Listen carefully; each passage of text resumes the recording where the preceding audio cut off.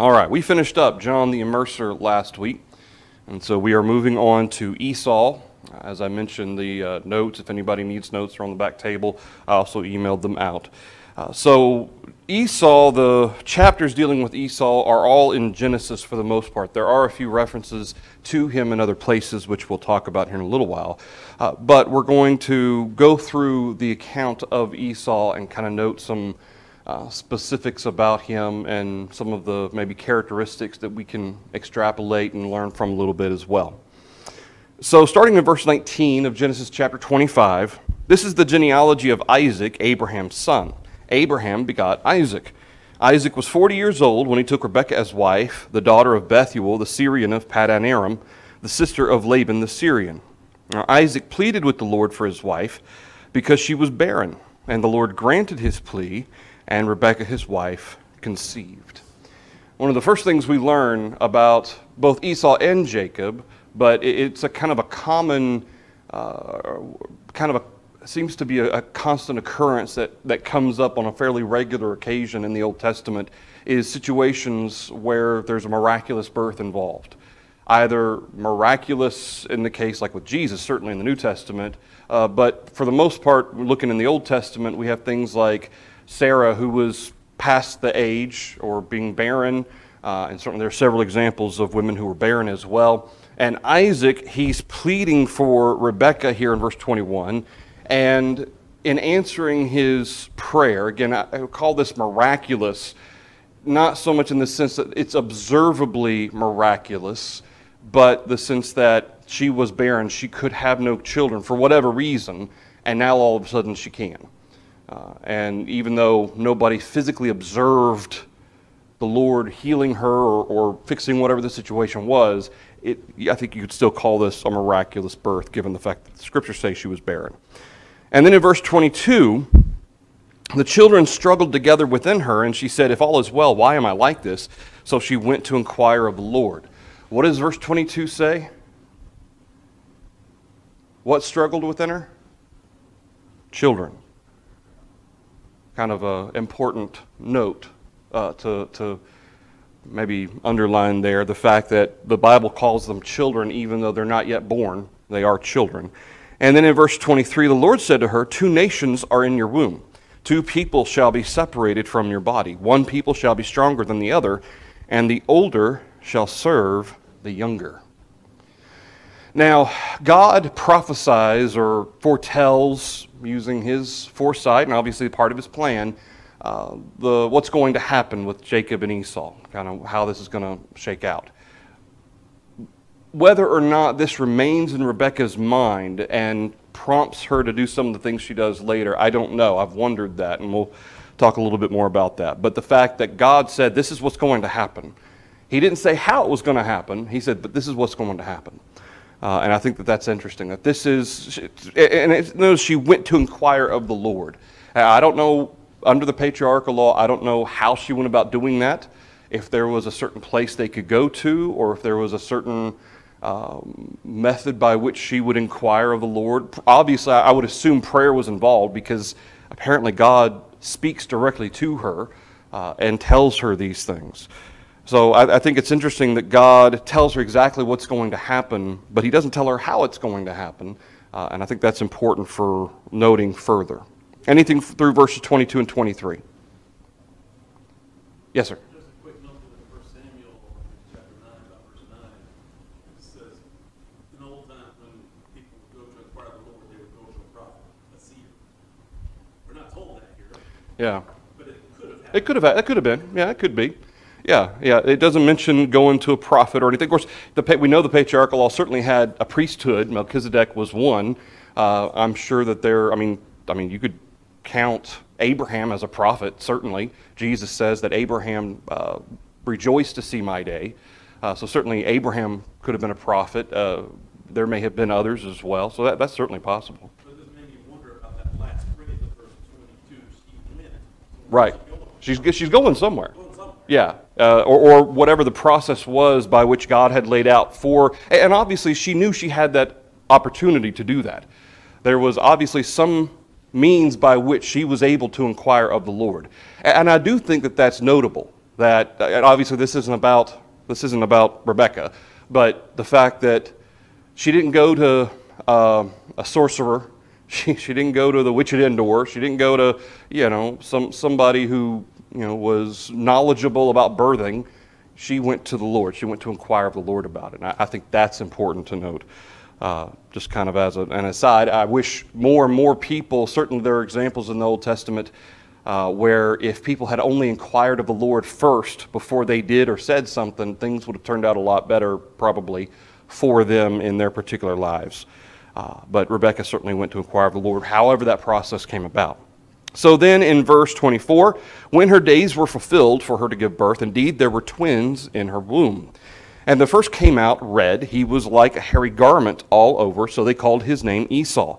Afterward his brother came out, and his hand took hold of Esau's heel, so his name was called Jacob. Isaac was 60 years old when she bore them. So we've got twins being born. These are what are known as dizygotic twins. They're not identical twins. Obviously, by the characteristics that we find here, they're not identical.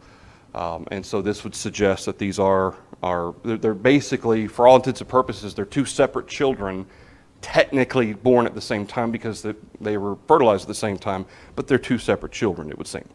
And as we see here in verse 25, they called his name Esau. Now, what does the term Esau mean?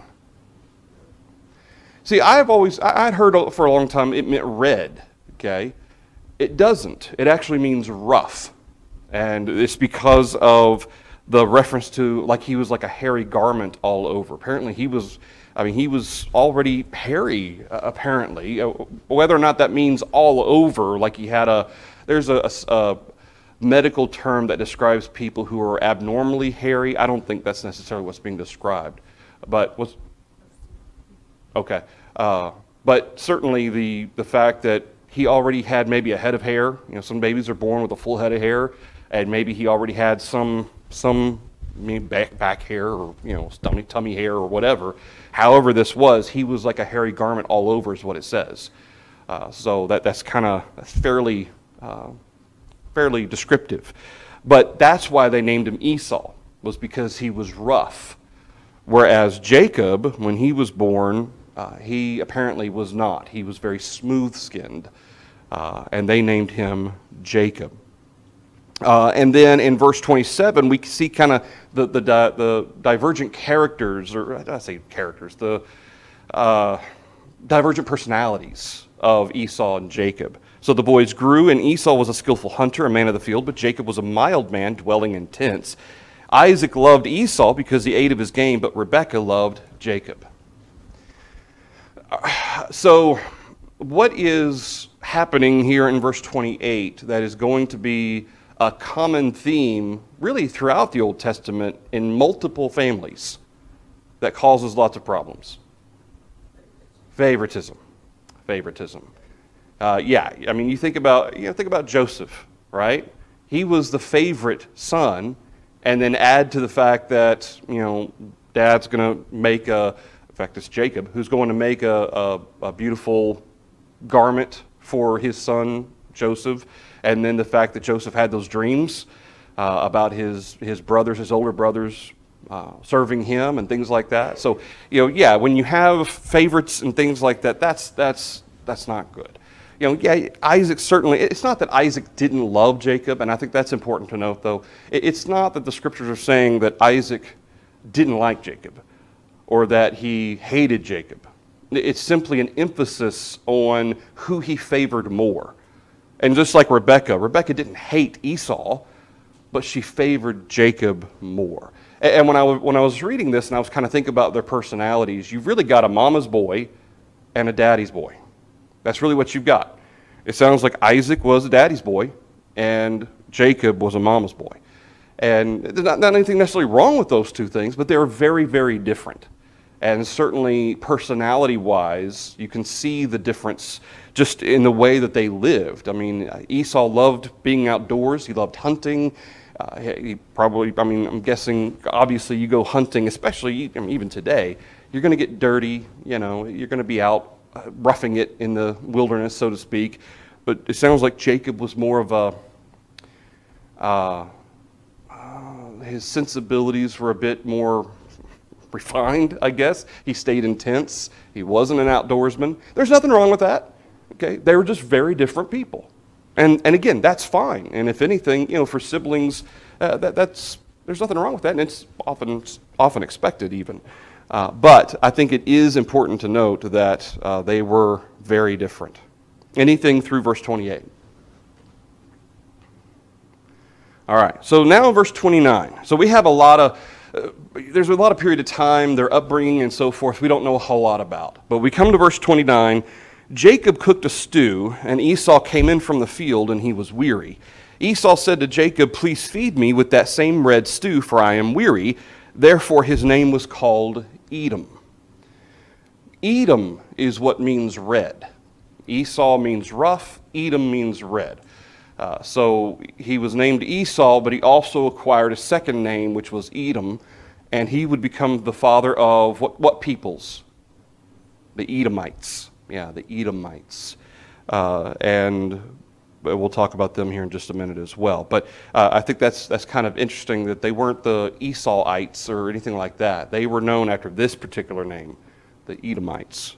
But in verse 31, Jacob said, "Sell me your birthright as of this day." And Esau said, "Look, I'm about to die, so what is this birthright to me?" And so Jacob said, "Swear to me as of this day." So he swore to him and sold his birthright to Jacob. And Jacob gave Esau bread and stew of lentils, and he ate and drank, arose and went his way. Thus Esau despised his birthright. Now this is one of the most well-known examples involving Jacob and Esau. There's a couple of situations going on here. First of all, I don't know, the scriptures don't specify if Esau really was literally starving to death. Kids say that all the time, "I'm starving to death." Was he literally starving? I don't know. He seemed to think that he was. Here in verse 30, he says, "For I am weary, please feed me with this." And then he says, "I'm about to die, so what is this birthright to me?" So Esau seemed to think that. Nowadays we might ask, if his blood sugar was low or something like that. But he might very well have been in extremely dire straits. But regardless, what would you expect of your brother? Not take advantage of it. Yeah, and so Jacob, even though, and God doesn't offer any commentary, Moses doesn't record anything additional here, but they're brothers, they're supposed to be family, and you would expect Jacob not to use this stew as a means of manipulation over his brother. But he does, okay? And certainly you could talk about whether or not, some translation or some commentary suggests that Jacob planned it. I don't know how he could have planned for Esau to be weary coming in to the point that Esau was convinced he was about to die if he didn't eat. Was there no other food somewhere? I don't know. We don't have a lot of the background here.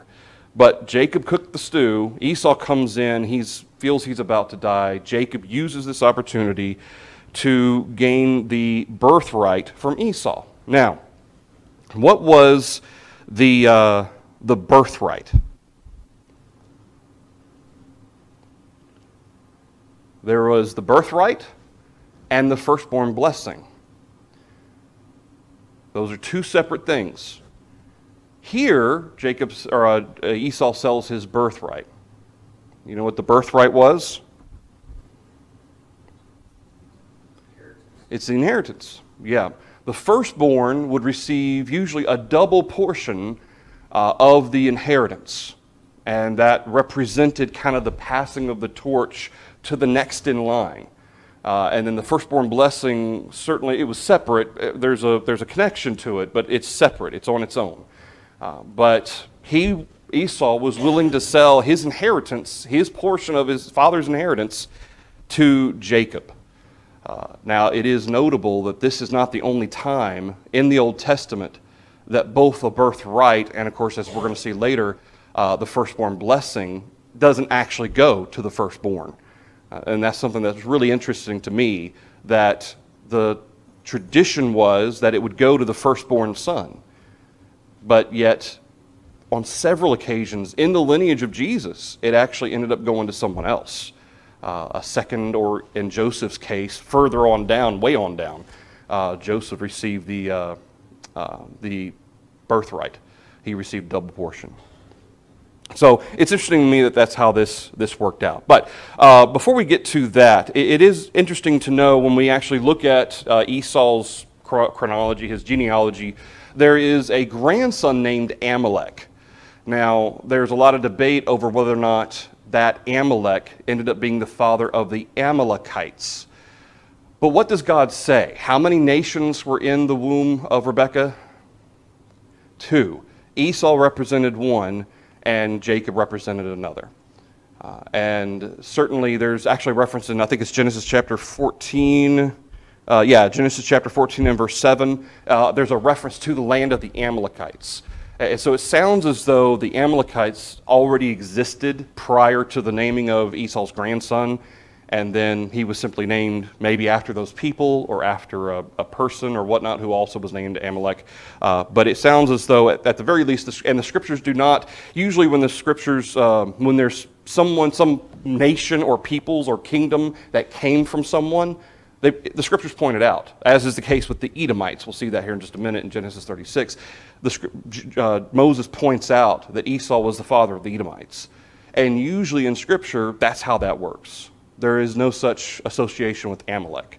But I just kind of thought that was an interesting aside that a lot of people think, or some of the commentaries think, he was the father of 2 nations.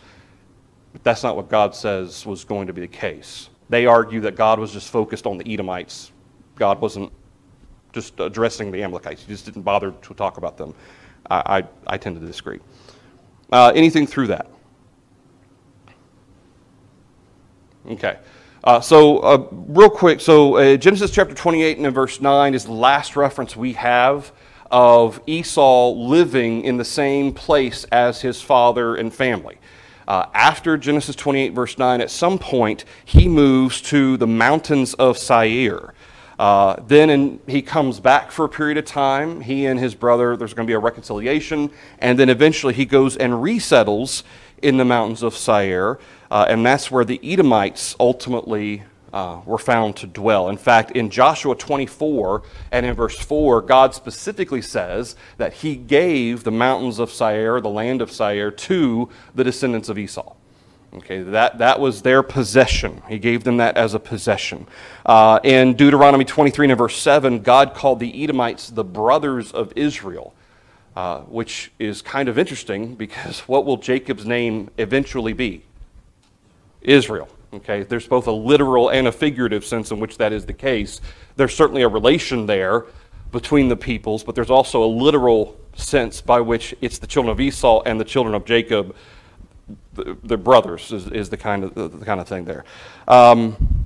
Notably, though, Numbers chapter 20, in fact, this is even referenced in Deuteronomy 2 during the actual journey, that when the children of Israel came out of Egypt, as Moses led them out of Egypt, they requested the ability to go through the land of the Edomites, through the mountains of Seir, so that they could get to Canaan. And the king of the Edomites said, no, we don't want you anywhere near us. And so Deuteronomy chapter 2 describes how that they skirted around the mountains of Seir, recognizing that they weren't allowed to go in. And that's why they ended up on the east side of the Jordan, going up past the Moabites and the Amorites, and all of that with Balaam happened. They crossed over the Jordan, and then they go up against Jericho. All of that because the Edomites refused to let them go through. I just kind of thought that was it's notable. I mean, that kind of caused a major divergent path because they had to avoid that. Of course, God knew that's how it was going to work. But I just thought that was kind of interesting. I do have, let's see, I have a couple of maps that I wanted to show. Let's see which one's which. I don't remember. So, okay. So this shows kind of the area we're talking about. Here's Moab. Remember the King's Highway is going up through here. In fact, some of these places are actually mentioned on the journey of Israel. Here's Edom. And the mountains of Seir are right in this kind of corner of Edom right here. And so I think that's kind of interesting that this range actually kind of extends on down a little ways down here. So when the children of Israel came up, they couldn't go through the land of Edom. They had to go up this way along the King's Highway. And that's what's being described in Deuteronomy chapter 2. But you can see, so here's Jericho, here's Jerusalem, Bethlehem. That kind of gives you an idea of where we're talking about with regard to the mountains of Seir. And then I think the other map just shows kind of what the extent of the kingdom of Edom was. Yeah.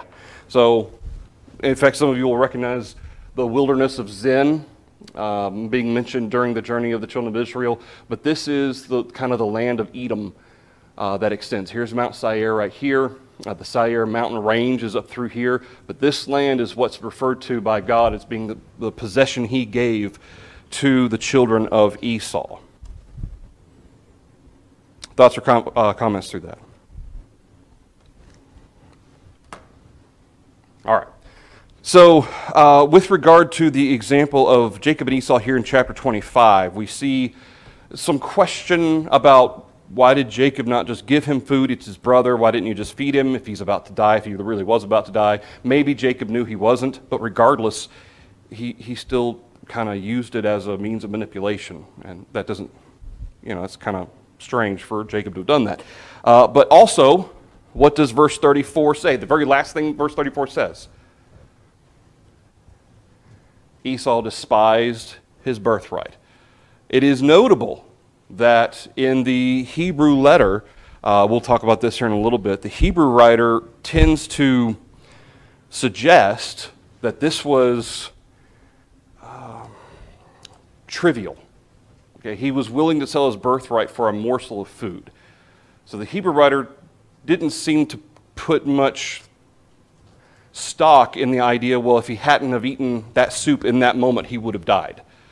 It seems like the Hebrew writer seems to suggest that this was trivial. Why, this was silly for him to have sold his birthright for some soup.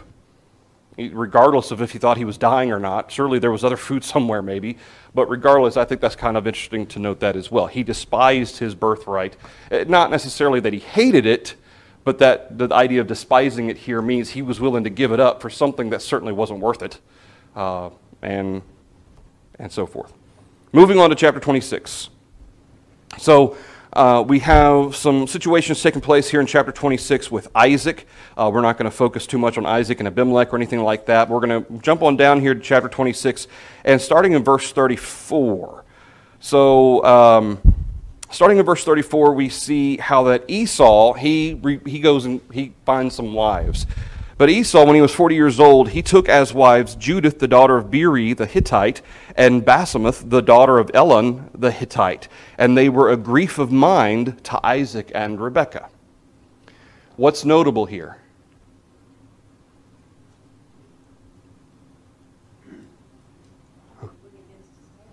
Well, I think he did. I think he went against his parents, because who did he marry? Hittites. They were not of his own people, and they certainly were not God-fearing, Jehovah-fearing people.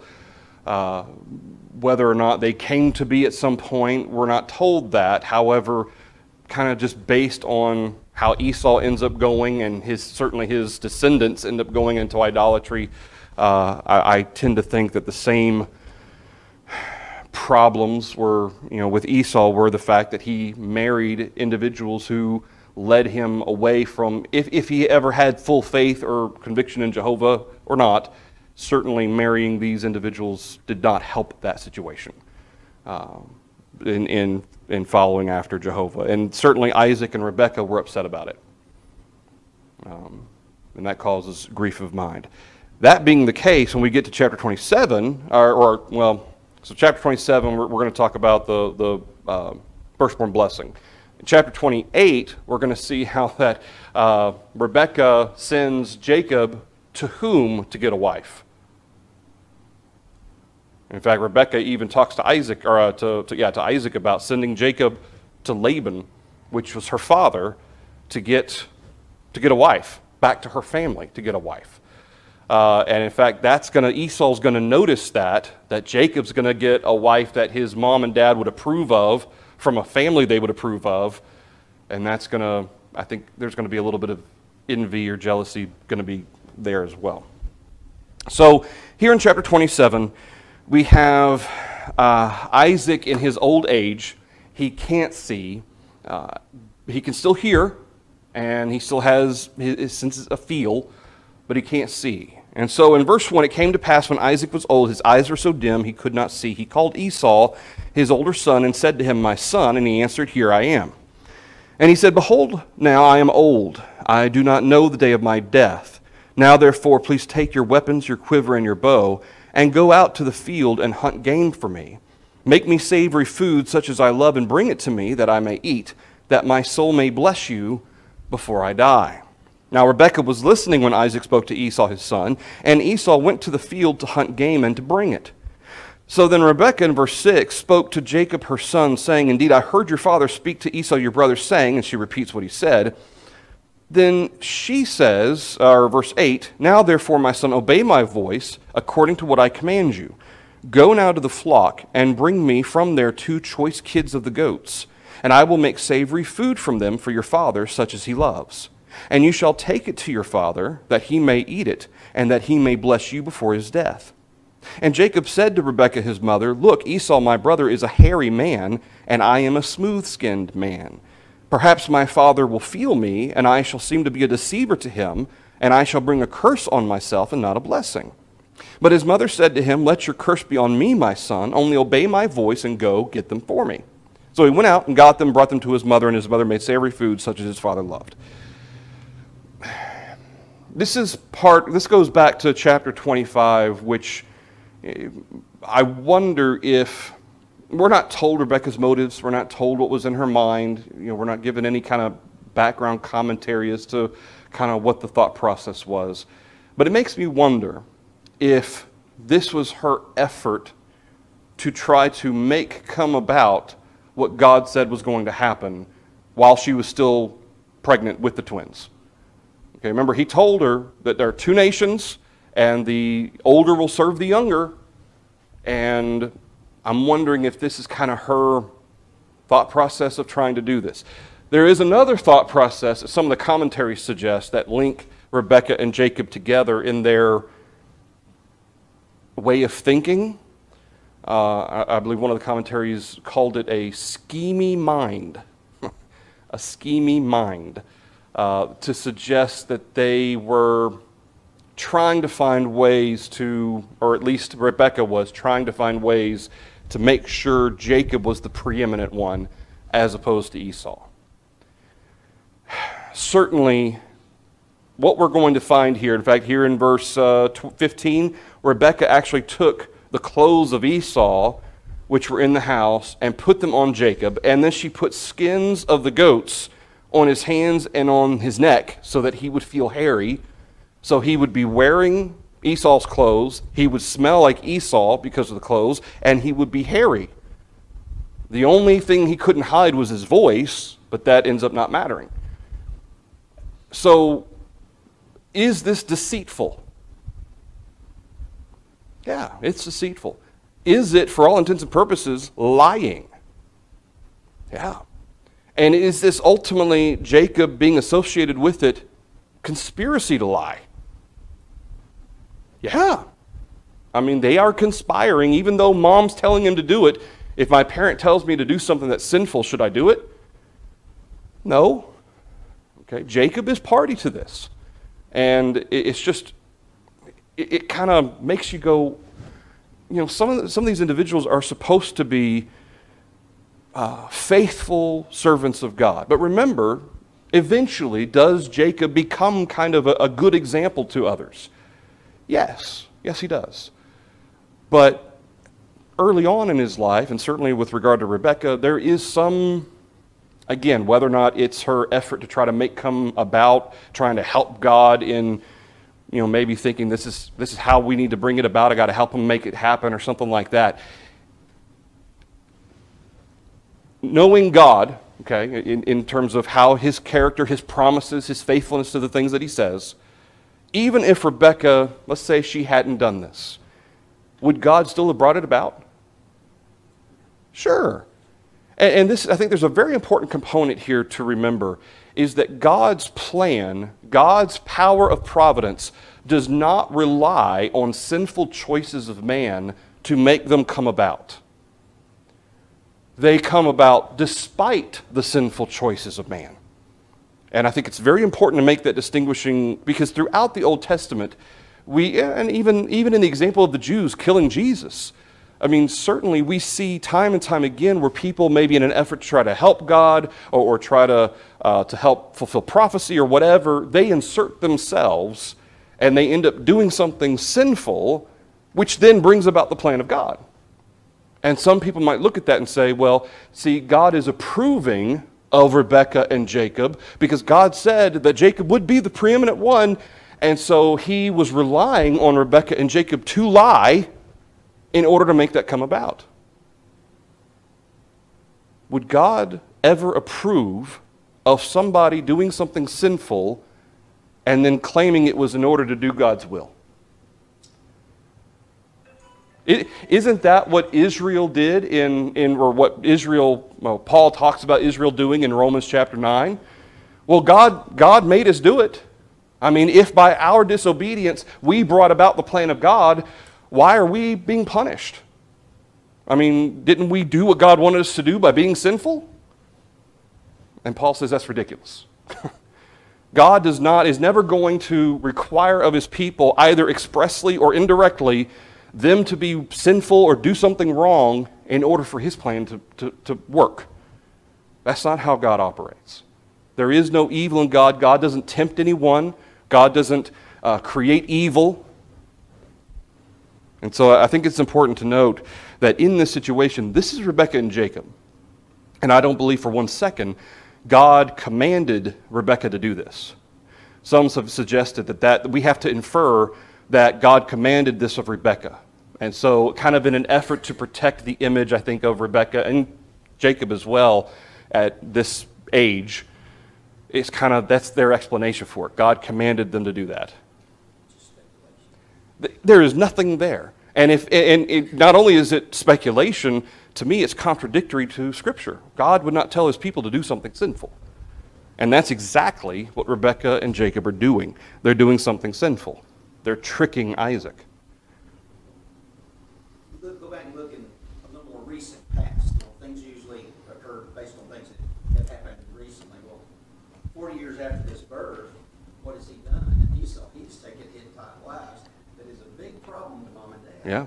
They may have felt, or she may have felt, he didn't deserve the birthright. Well, I imagine she did. I imagine she did. Not only was Jacob her favorite anyway, but Esau did things that kind of cemented that in her mind maybe, and that certainly might have played a part as well, yeah. In spite of sin, God's will still took place. Exactly. And to me, that's the big distinction. It wasn't God's will came about because of sin. God's will came about in spite of sin. And that just shows God's providence, God's wisdom, God's foreknowledge. And I believe it still would have happened. I believe Jacob still would have received the firstborn blessing regardless of them doing this here or not. Now, the birthright, again, that's the inheritance. That's the money aspect of it. And more than money, it was livestock and things like that, the possessions. Whether or not Jacob received that, I don't think in the grand scheme of things that really mattered. It was the firstborn blessing that mattered. And because that represented, and we'll go ahead and talk about that for a second, the firstborn blessing represented kind of the passing of the torch as to who was now in charge of the family. Okay, when we talk about the patriarchal law, obviously the phrase patriarchal law is not found in the Old Testament. But we call it that because of the hierarchy in which they operated. Okay, there was one selected, and it was usually the oldest, or at least that's what was the tradition, of the birthright. He would then take charge, for instance, of his mother after his father died, Isaac. Esau was to be the one in charge. Even his brothers or any other children who were born, they would all answer to Esau. Okay, that's the patriarchal, led by the father. But that's not how it happened. All right. So in verse 20 or verse 18. So Jacob goes to his father and said, "My father." He said, "Here I am. Who are you, my son?" Jacob said to his father, I am Esau, your firstborn. I have done just as you told me. Please arise, sit and eat of my game, that your soul may bless me. That's a blatant lie from Jacob, obviously. But Isaac said to his son, how is it that you have found it so quickly, my son? And he said, because the Lord your God brought it to me. And that stands out to me as well. Whether Rebekah told him to say this if Esau or if Isaac asked, I don't know. But the fact that Jacob appeals to providence or the power of Jehovah in this situation, in the midst of tricking their dad, to me is just, it's an interesting way of going about it to convince dad that I really am Esau. You know, notice, of course, he does refer to the Lord your God. I think that's interesting as well. But we see that quite often, especially with children and their parents. Before Jehovah is my God, okay, it's Jehovah or the Lord your God. Eventually, Jehovah will be Jacob's God as well. But I think it's, I don't know, it just stands out to me that he appeals to Jehovah here as having brought this about. Verse 21, Isaac said to Jacob, please come near that I may feel you, my son, whether you really are my son Esau or not. Notice Isaac, there's something amiss here, and Isaac can tell by his voice. Jacob went near. Isaac, his father, he felt him, and he said, the voice is Jacob's voice, but the hands were the hands of Esau. And he did not recognize him because his hands were hairy like his brother Esau's hands, so he blessed him. And then he said in verse 24, are you really my son Esau? And he said, I am. So he's doubling down on this lie. Verse 25, he said, bring it near to me, and I will eat of my son's game so that my soul may bless you. So he brought it near to him, and he ate, and he brought him wine, and he drank. And then his father Isaac said to him, come near now and kiss me, my son. He came near and kissed him, and he smelled the smell of his clothing. So notice he smelled the smell of his clothing. I think in the back of Isaac's mind, there's this constant, he's trying to make sure, but he can't see anything. So he wants to try to make sure. So he's picking up on the hairiness of his hands, on the smell of his garments, you know, and it smells like Esau. And so he says in verse 27, surely the smell of my son is like the smell of a field which the Lord has blessed. So starting in verse 28, this is the firstborn blessing being given to Jacob, who Isaac thinks is Esau. Therefore may God give you of the dew of heaven, of the fatness of the earth, and plenty of grain and wine. Let peoples serve you, and nations bow down to you. Be master over your brethren. Let your mother's sons bow down to you. Cursed be everyone who curses you, and blessed be those who bless you. Now it happened as soon as Isaac had finished blessing Jacob, and Jacob had scarcely gone out from the presence of Isaac his father, that Esau his brother came in from his hunting. He had also made savory food. He brought it to his father, and he says, let my father arise, eat of his son's game. Your soul may bless me. And his father Isaac said to him, who are you? And he said, I am your son, your firstborn, Esau.